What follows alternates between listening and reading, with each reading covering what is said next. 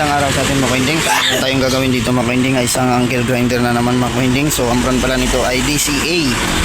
So ang complaint nito mayari mga koinding ay chiko raw at wala daw power. At ito ay kung gagana pa raw. So ating titingnan to mga koinding kung magagawa pa natin. So i-check natin tong at yung kanyang grinder dahil ito daw ay in-stock na niya. So ngayon ay titingnan natin kung magagawa pa. So ayan mga koinding, so DCA. Ayan 570 watts. Ayan, yung kanyang model. Ayan mga koinding, lagay lang natin sa tripod yung ating cellphone. Ayan mga koinding, ay unahin natin tester muna natin. So checkin natin yung kanyang carbon. Tester muna natin siya kung meron ba siyang continuity, kung meron tayong masukat na reading or continuity man lang, kahit continuity. So yun, meron naman pala. Bakit nawawala? Ay bakit so meron naman pala. So checkin natin yung kanyang carbon.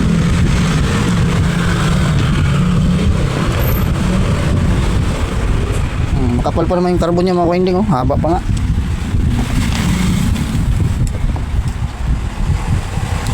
Balik natin. So pitan lang natin to.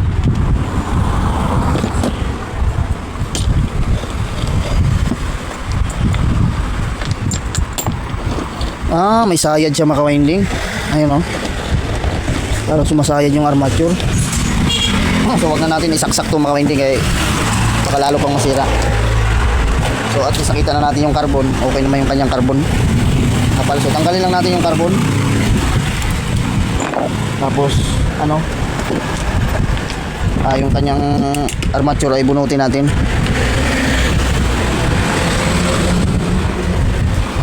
So kapal kabilaan din, kapal pa rin carbon. So ngayon itong so tanggalan natin ito ng tornilyo dito sa harapan.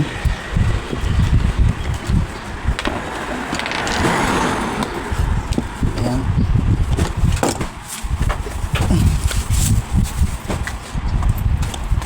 So alisin na natin to.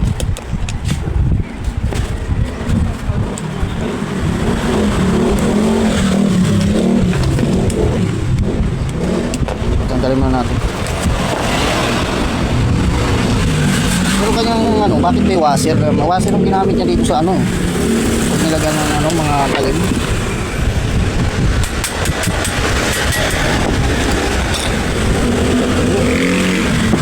Labing dumi mga kawinding, nagkabok.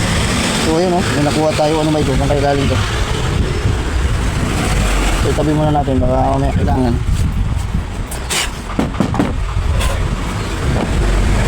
So ito yung kanyang stator. Ito natin yung kanyang armature.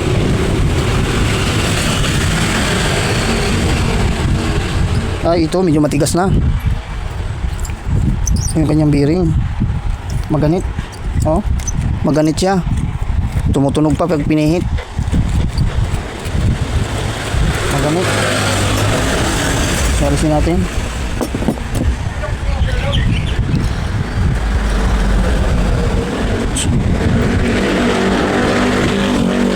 Silipin lang natin kung meron pang buong ngipin.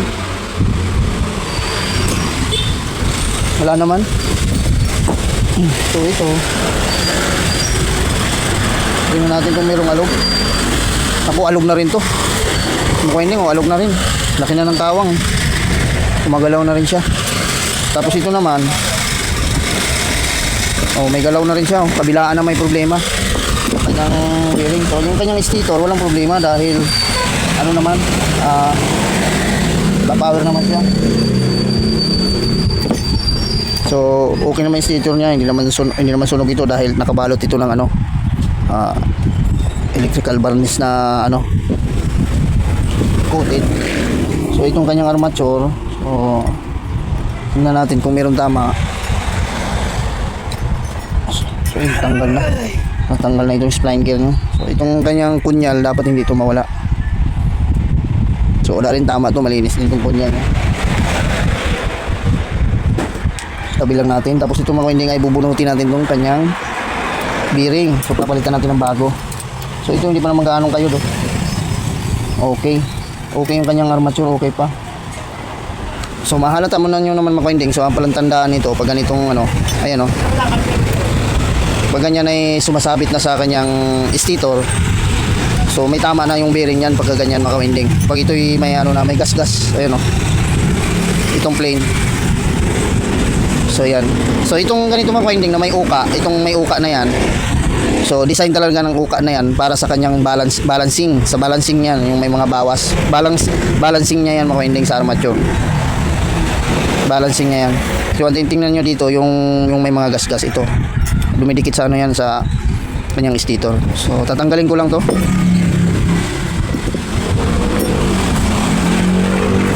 So ito, nakuha ko na yung aking pantanggal. Yung aking ano, pulley. Puller. Tawagin ay puller. So ito mga ka-winding yung aking puller, malaki ito. Pang kalahatan to mga ka-winding yung aking puller.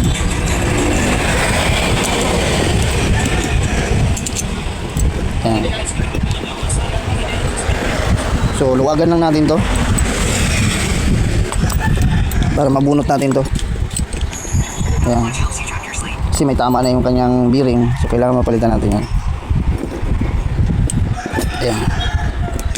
Yan. Pag lumuwag yan, so kuha lang tayo ng ano, pinakamaliit na nut.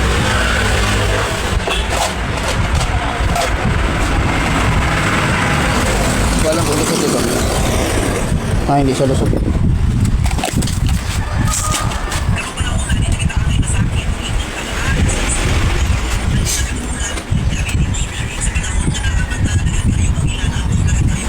Kailangan ko ng maliit na tornilyo.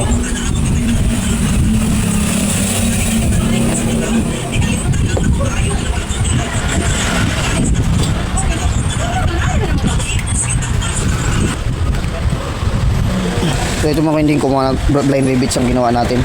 So tatanggalin lang natin to. Ayan, tanggal na. Tapos ito yung gagawin natin panglagay dito para maiangat natin yung bearing.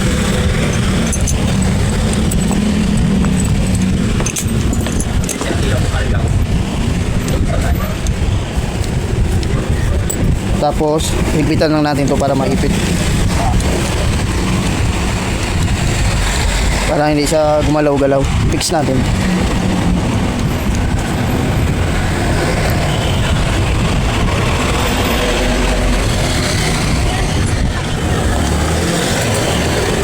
Ayan, ipit na. Kailangan nakasinter para walang galaw.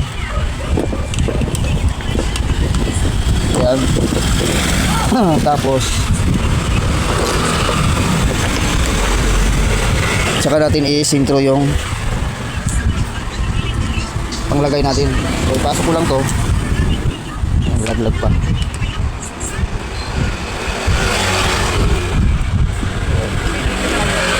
So suot nyo lang dito mga ka-winding. Sintro lang yung sa gitna.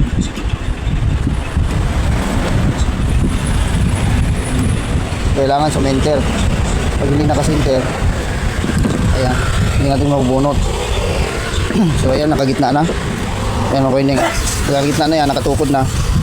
Ayan, tapos saka natin ikutin itong puller para unti-unti siyang mahatak.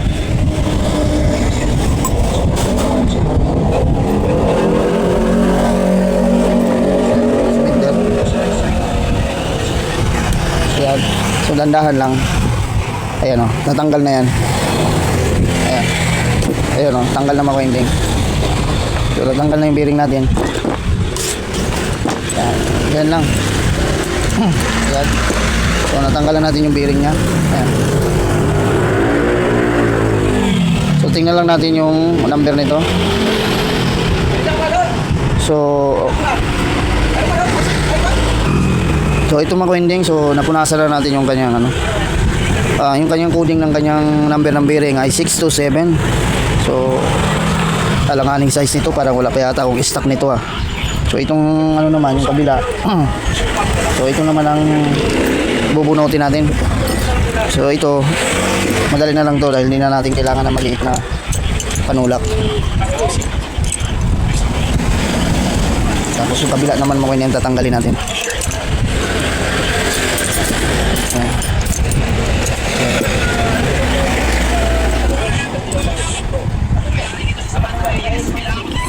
Ayan, tanggal na to.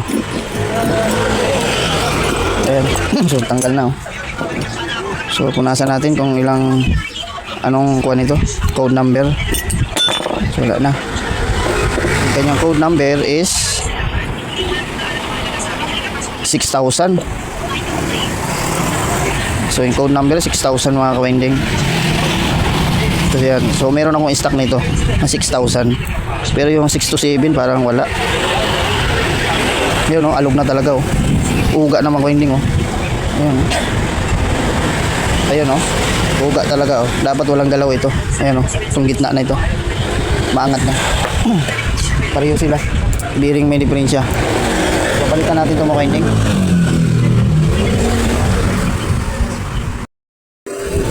So ito na mga ka-winding, meron na tayong bearing na nakuha. So ito mga ka-winding. Kuyo brand. So ayan oh. 6,000. Ayan o, 6,000 yung number, road number nito, yung bearing natin. Tapos isa yung 6 to 7. Ayan, yung harap at saka likuran. So unahin natin ikabit mo winding itong kanyang dito sa likuran. So bago natin yan, lagyan natin ng oil. Ayan. Tapos ito yung kanyang washer.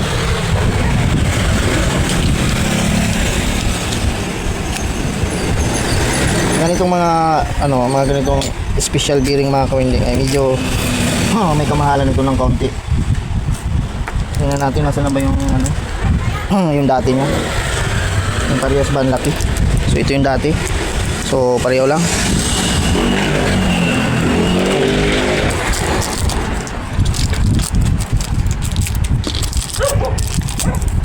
Lagyan natin to. So ayan. Lagyan natin ng kunting langis.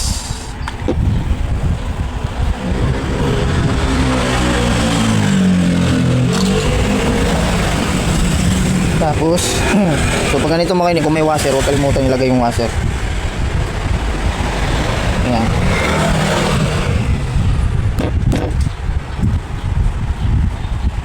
Tapos pupukin natin yung gitna nito.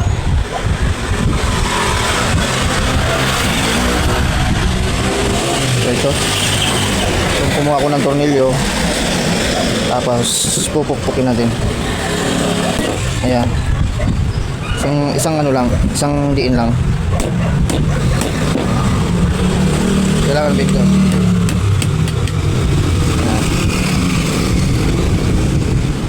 Ito naman yung dati, ipatong na natin yung dati para ayan.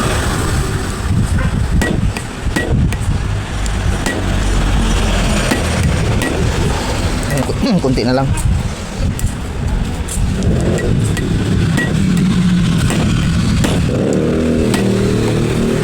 Ayan.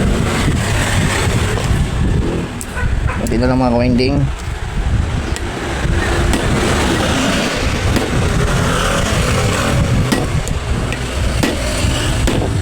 Yun, pantay na. Ayan. So pantay na siya.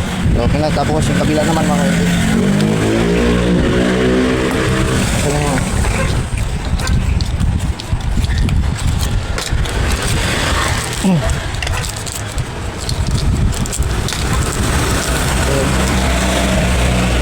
Ayan, parehas sa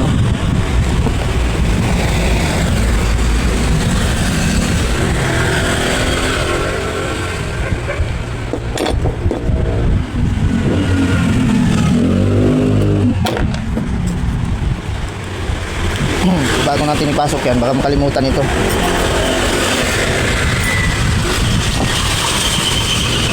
Lagay muna natin sa loob. Kung nakalimutan ako, ayari, baklas.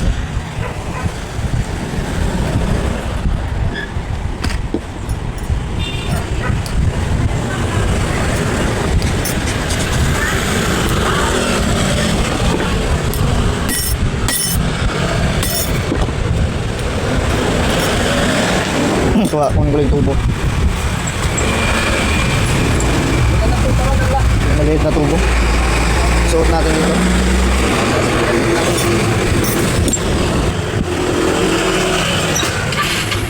Ayan. Tapos pupukpukin natin yan. Kailangan lapat lang siya dito. Winding. Ayan, saktuhan lang. Ayan. So lapat na siya. So okay na to. So isa pa. Isang pukpuk pa. Ayan. Ayan. Tapos itong kanyang kunyal, pasok na natin yung kunyal niya para dito sa kanyang gear. Ayan. So ito medyo kinalawang na dahil stock. So punasan kaya muna natin to.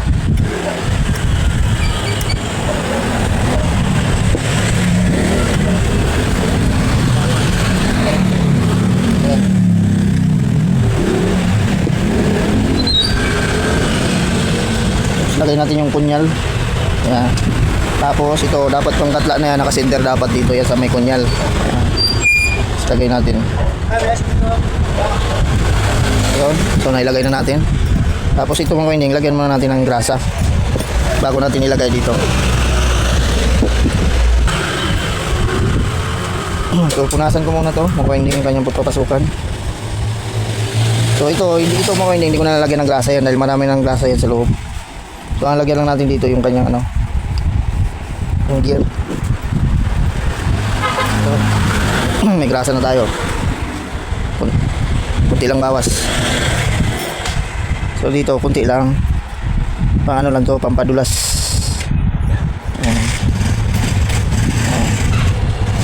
So yung grasa na ito ay pang sa init talaga to,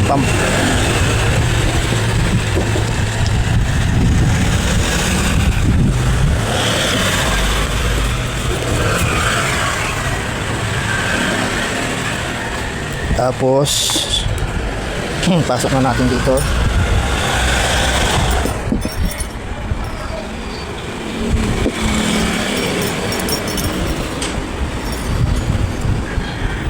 Suot natin yan.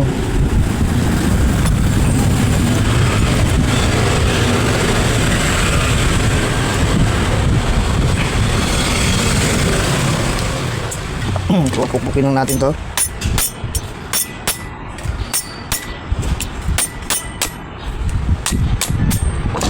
Ayan, para lumapat.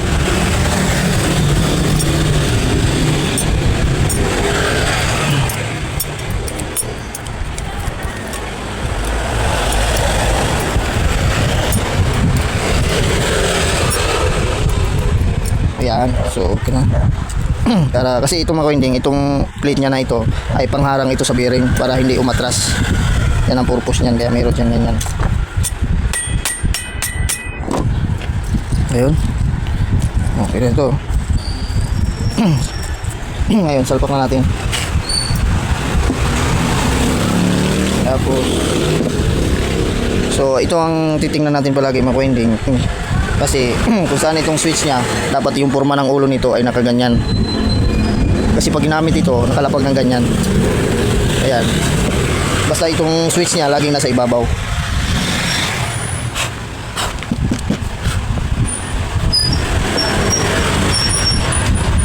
So hanapin ko lang kung mayroon akong gumang extra. Hanap lang niya ako ng rubber mga winding para din sa bearing. Padala daw ng mega. Ito, puro maliliit yung rubber ko. Ay, ano ito? Ay, kasi kaya to. Haluwat na naman ang baon. So ito mga winding, may rubber ako. Sana tasya.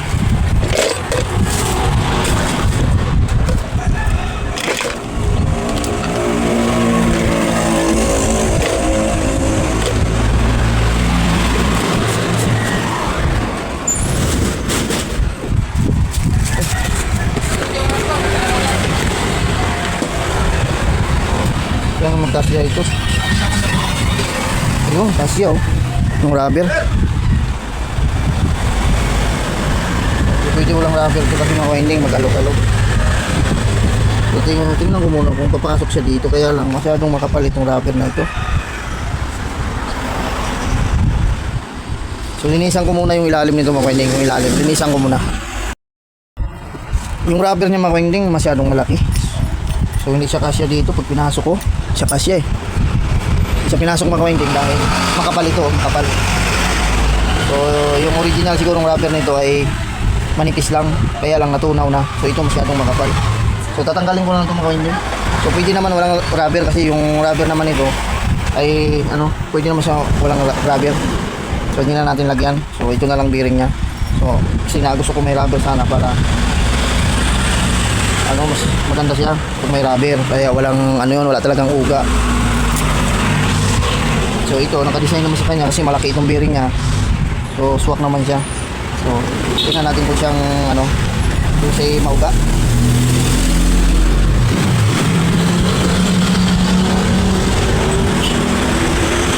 So control natin.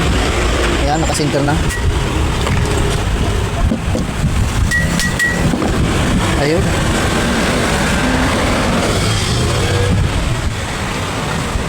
So dapat hindi sumasayad sa stator.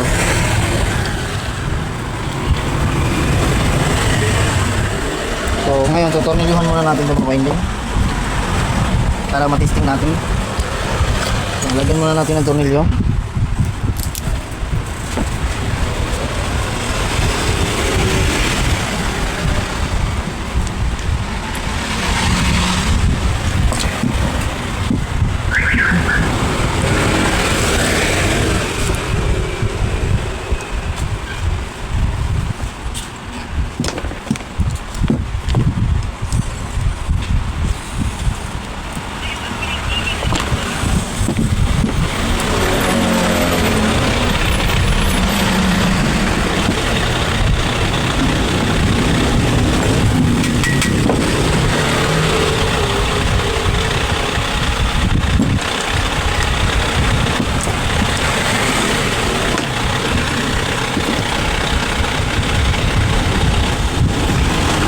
Tapos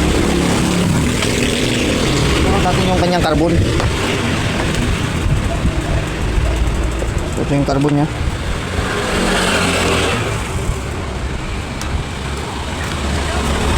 Tapos itong takip. Pag ganito kasi yung mga winding, pag sira na yung kanyang bearing, madi-disalign na yung kanyang ano, carbon hanggang sa madurog. Naging dinagapan natin.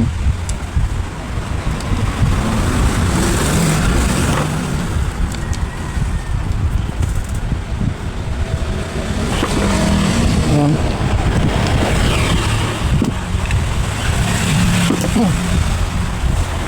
Tapos tester natin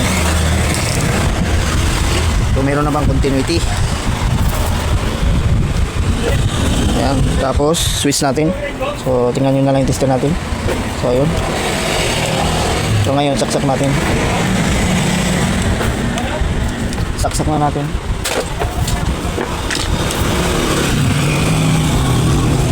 So binaba, wala bang ano. Ayan. Tapos plug natin. Tingnan natin yung kanyang tunog ng kanyang carbon. So jog lang natin ng konti. Ayun. Ayun oh. So ibang tunog niya mga winding yung kanyang ano. Yung kanyang armature, iba ang kanyang ano, spark, dapat matining.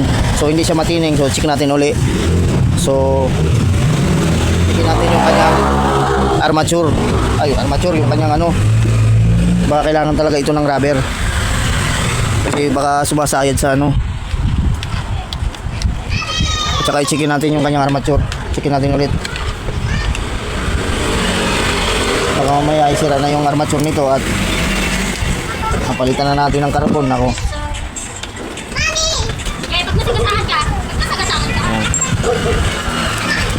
Tanggalin ko ulit mga winding. Baklasin natin ulit.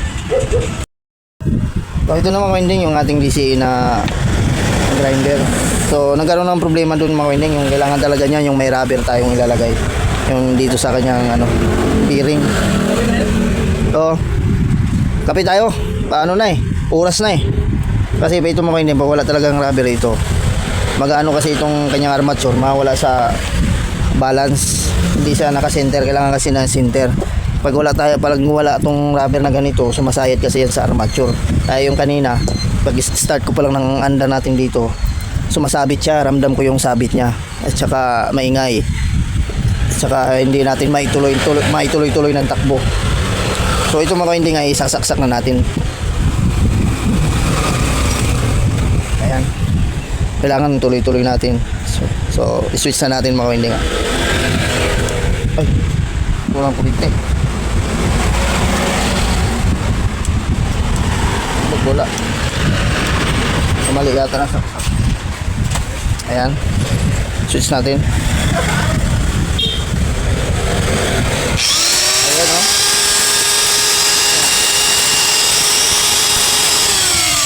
So ayun mga winding, medyo tinis na yung ating andar. So okay na to mga winding. So ayan, isa pa.